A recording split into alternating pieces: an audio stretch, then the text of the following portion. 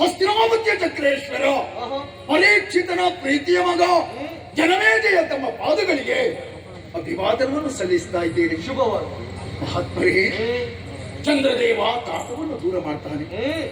ಗಂಗಾದೇವಿ ಎಲ್ಲರೂ ಮಾಡಿದಂತಹ ಪಾಪವನ್ನು ತೊಳೆಯುತ್ತಾಳೆ. ನಿಮ್ಮಂತಹ ಬ್ರಾಹ್ಮಣರು ಹಾಗಲ್ಲ. ಅವ ಪಾಪವನ್ನು ಬಹು ಪಾಪವನ್ನು ದೂರ ಮಾಡುವಂತಹ ಯೋಗ್ಯತೆಯನ್ನು ಹೊಂದಿದ್ದೀರಿ. ಸ್ವಾಮಿ, ದೇವರು ಮಂತ್ರದ ಅಧೀನ, ಮಂತ್ರ ಬ್ರಾಹ್ಮಣರ ಅಧೀನ. ಆದ ಕಾರಣವೇ ಬ್ರಾಹ್ಮಣೋ ಮಮ ದೇವತಾ ಹೀಗೆಂದು ತಿಳಿಯುವಂತಹ ಸದ್ಗುಣವನ್ನು ಮೈಗೂಡಿಸಿಕೊಂಡವ. ಓ ಚೋಣಿದೇವನೇ, ನಿನ್ನನ್ನು ಎದುರುಕೊಂಡು ಭಕ್ತಿಪೂರ್ವಕವಾಗಿ ವಂದಿಸಿದ್ದೇನೆ. ತಾವೆಲ್ಲಿಂದ ಬಂದಿದ್ದೀರಿ? ತಾವು ಮುಂದೆ ಹೋಗುವುದಾದರೂ ಎಲ್ಲಿಗೆ? ಯಾವ ಉದ್ದೇಶವನ್ನು ಇರಿಸಿಕೊಂಡು ಬಂದಿರಿ? ನನ್ನಿಂದ ಏನು ಸೇವೆಯಾಗಬೇಕು? ಅಪ್ಪಣೆ ಕೊಡಿ. ಏನಯ್ಯ ಭೂಪ,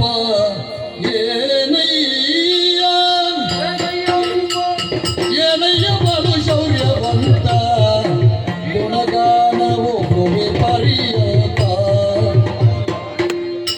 ಜ್ಞಾನದಿ ನಿನಗಿಣಿಯಿಲ್ಲ, ಅದು ಕಾಣದ ತೆರ ನಿನ್ನೆ ನಡೆಗಿ ಹೋದಲ್ಲ. ನಿನ್ನ ಪಿತನ ತಕ್ಷಕನು ಹಚ್ಚಿ ಮಣ್ಣು ದುಡಿಸಿದ ಗೊತ್ತೇನೋ. ನಿನ್ನಂತ ತನಯ ಉದ್ಭವಿಸಿ ಬಿದಗಿಂದು ಸಂಗತಿ ಜಪ್ಪಲಕ್ಕವಾಯ್ತೆ. ಏನಯ್ಯ ಏನಯ್ಯ ಬಲು ಶೌರ್ಯವಂತ, ಗುಣಗಾನವು ಭುವಿ ಬರಿಯಾದ.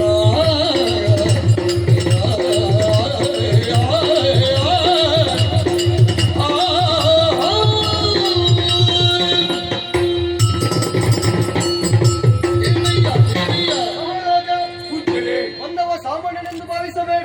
ನಮ್ಮ ಹೆಸರು ದೌಮ್ಯ ಮಹರ್ಷಿಗಳ ಶಿಷ್ಯ. ಹೆಸರು ನನ್ನ ಹೆಸರು ಉತ್ತಾಂಕ ಎಂಬುದಾಗಿ. ಉತ್ತಂಕ. ಹೌದು, ದೌಮ್ಯರ ಶಿಷ್ಯ.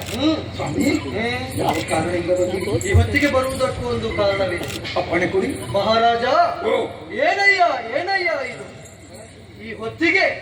ಏನಯ್ಯ ಅಂತ ಪ್ರಶ್ನೆ ಮಾಡ್ತಾ ಇದ್ದೀರಿ? ಹೌದು ಸ್ವಾಮಿ, ನನ್ನ ಆಡಳಿತದಲ್ಲಿ ನಾನೆಲ್ಲಾದ್ರೂ ಎಡವಿ ಬಿದ್ದಿದ್ದೇನೆ?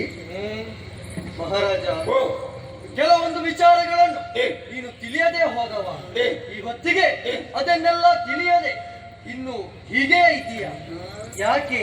ನನಗೆ ತಿಳಿಯದೇ ಇರುವುದನ್ನು ಎಚ್ಚರಿಸುವುದಕ್ಕೆ ತಾವಿಲ್ಲಿಗೆ ಬಂದೀರಾ? ಅದಕ್ಕಾಗಿಯೇ ಬಂದದ್ದು. ಅದೇನು ಸ್ವಾಮಿ? ನಿನ್ನ ತಂದೆಯಾರು ಲೋಕ ಪ್ರಸಿದ್ಧಿಯನ್ನು ಪಡೆದವರು ಚಕ್ರಾಶ್ವರ ಪರೀಕ್ಷಿತ. ಹೌದಲ್ವೇ? ಓಹೋ, ಅವರಾಗೆ ನೀನು ಕೂಡ ಆಗ್ಬೇಕು ಅಂತಾದ್ರೆ ಏ, ನೀನು ಒಂದು ಕಾರ್ಯವನ್ನು ಮಾಡಬೇಕು.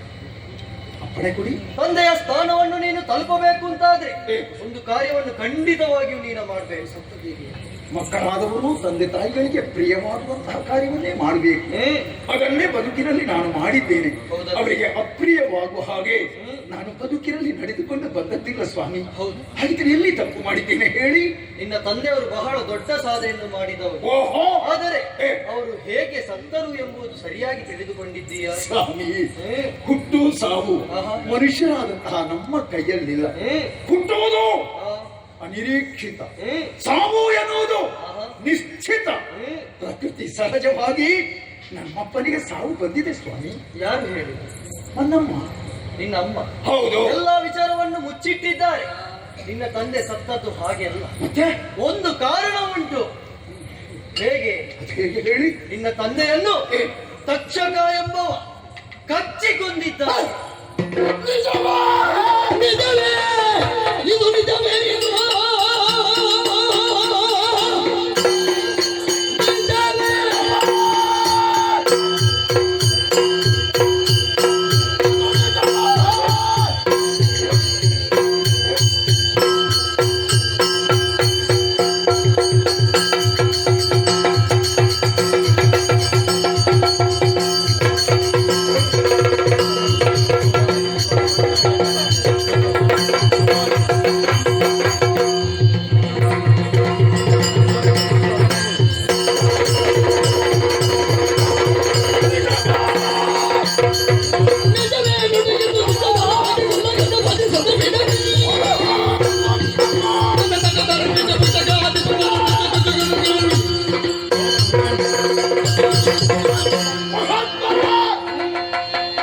ನಿಜವೇ?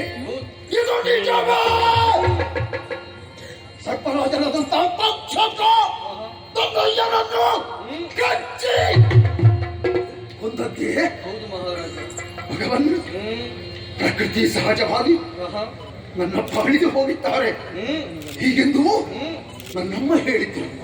ನಮ್ಮಪ್ಪ ಸಾಯುವಾಗ ನಾವು ಅರಮನೆಯಲ್ಲಿ ಇರಲಿಲ್ಲ, ಗುರುಕುಲದಲ್ಲಿದ್ದೆವು. ಅವಸರವಾಗಿ 4 ಮಂದಿ ಮಕ್ಕಳನ್ನು ಅರಮನೆಗೆ ಕರೆಸಿಕೊಂಡ್ರು. ನಮ್ಮಪ್ಪ ಹೇಗೆ ಸತ್ತಿರೋ ಮಾತ ಕೇಳಿದಾಗ ಪ್ರಕೃತಿ ಸಹಜವಾಗಿಯೇ ಸಾವು ಬಂತು ಮಕ್ಕಳೇ ಹೀಗೆಂದ ಹೇಳಿದ್ರು. ಗೆಳೆಯ ಮಕ್ಕಳು ನಾವು ಮನಸ್ಸಿಗೆ ಘಾಸಿಗೊಳ್ಳಬಾರದು ಎನ್ನುವ ನೆಲೆಯಿಂದಲೇ ಸತ್ಯವನ್ನು ಮರೆ ಮಾಡುತ್ತಿದ್ದಾರೆ. ಸರ್ಪರಾಜರಾದಂತಹ ತಕ್ಷಕ ಅನ್ಯಾಯ ಮಾಡಿದ್ದಾರೆ. ಸತ್ಯಸ್ಥರಾದ ಧರ್ಮಾತ್ಮರಾದ ನಮ್ಮಯ್ಯನ ಸಾವಿಗೆ ಕಾರಣ ಕರ್ತನೆ. ಅಂತಹ ತಕ್ಷಕರ ಸರ್ವನಾಶ ಮಾಡಿ ನಮ್ಮಪ್ಪನ ಆತ್ಮಕ್ಕೆ ಶಾಂತಿಯನ್ನು ನೀಡ್ತೇನೆ. ತಕ್ಷಕ ಮಾತ್ರ ಅಲ್ಲ, ಮತ್ತೆ ನಾಗ ಸಂತತಿ ಅಳಿಯಬೇಕು. ಅದಕ್ಕೆ ಏನ್ ಮಾಡಬೇಕು? ಸರ್ಪಾತ್ಮರವನ್ನು ಕೈಗೊಳ್ಳಬೇಕು ನೀನು. ಸ್ವಾಮಿ, ಈ ಲೋಕದಲ್ಲಿ ಸರ್ಪ ಜಾತಿ ಸೊತ್ತು ಮೆರೆಯುತ್ತಾ ಇದೆ.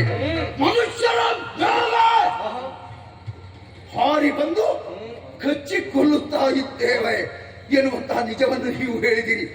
ಯಾರನ್ನು ನಾವು ಭಕ್ತಿ ಭಾವದಿಂದ ಪೂಜಿಸಿ ಅನುಗ್ರಹ ಪ್ರಾಪ್ತಿಗಾಗಿ ಮನ ಮಾಡ್ತೇವೋ ಅಂತಹ ಸರ್ಪ ಸಂಕುಲವೇ ಈಗ ಲೋಕದಲ್ಲಿ ಹೆಚ್ಚಾಗಿದ್ದಾವೆ. ಆ ಸರ್ಪ ಜಾತಿಯನ್ನೇ ನಾಶ ಮಾಡಬೇಕು ಹೀಗೆಂದು ಹೇಳ್ತಾ ಇದ್ದೀರಿ. ಅದಕ್ಕೆ ಸರ್ಪಯಾಗ. ಸ್ವಾಮಿ, ಏನೆಲ್ಲ ವಸ್ತು ಬೇಕು ತಿಳಿ ಹೇಳಿ ಎಲ್ಲವನ್ನು ಒದಗಿಸಿಕೊಳ್ತೇನೆ. ನಿಮ್ಮ ಸಮ್ಮುಖದಲ್ಲಿಯೇ ಸರ್ಪಯಾಗ ನಿರಾತಂಕವಾಗಿ ನಡೆಯಲಿ. ಒಳ್ಳೆಯದು ಒಳ್ಳೆಯದು.